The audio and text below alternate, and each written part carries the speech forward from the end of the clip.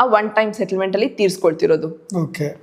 ಬೇಕಿದ್ರೆ ಹುಡುಗಿ ನನ್ನ ಜೀವನಾಂಶಕ್ಕೆ ನಾನು ದುಡಿತಿದ್ದೀನಿ, ಆದ್ರೆ ನನಗೆ 30,000 ಬರ್ತದೆ, ಬಟ್ ನನಗೆ ಇನ್ನೊಂದು ಎಕ್ಸ್ಟ್ರಾ ಇಷ್ಟು ದುಡ್ಡು ಬೇಕು 20,000, ಅಂಡ್ ಆ 20,000ನ ನಾನು ಕ್ಯಾಲ್ಕುಲೇಟ್ ಮಾಡಿ ನನಗೆ ಒಂದು ಇಷ್ಟು ವರ್ಷಗಳಿಗೆ ನಾನು ಜಾಬ್ ಸ್ವಿಚ್ ಮಾಡ್ಕೊಂಡಾಗ ನನಗೆ ಒಳ್ಳೆ ದುಡ್ಡು ಬರುತ್ತೆ.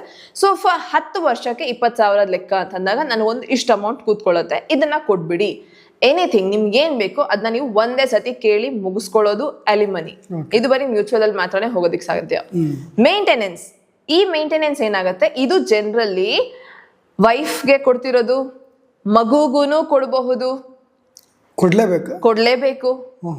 ಲಾನೇ ಹೇಳತ್ತೆ, ಆಕ್ಚುಲಿ 144 BNSS ಹೇಳತ್ತೆ ಮೇಂಟೆನೆನ್ಸ್ ಯಾರು ಕೊಡ್ತಿರೋದು, ಯಾರಿಗೆ ಕೊಡ್ತಿರೋದು ಅಂತಂದ್ರೆ ತಂದೆ ತಾಯಿಗೆ ಕೊಡಬಹುದು, ವೈಫ್ಗೆ ಕೊಡಬಹುದು, ಮಕ್ಕಳಿಗೆ ಕೊಡುವಂಥದ್ದು. ಸೊ ಇವ್ರ ಮೂರೂನು ಕ್ಯಾಟಗರಿ, ಇವ್ರ 3 ಜನ ಮೇಂಟೆನೆನ್ಸ್ ಕೇಳಬಹುದು. ಯಾರನ್ನ ಕೇಳ್ತಿರೋದು, ಯಾರು ಕೊಡುವಂತ ಒಂದು ಪರಿಸ್ಥಿತಿಯಲ್ಲಿದ್ದಾರೆ, ಮಗ ಆಗಿರ್ಬಹುದು, ಮಗಳಾಗಿರ್ಬಹುದು.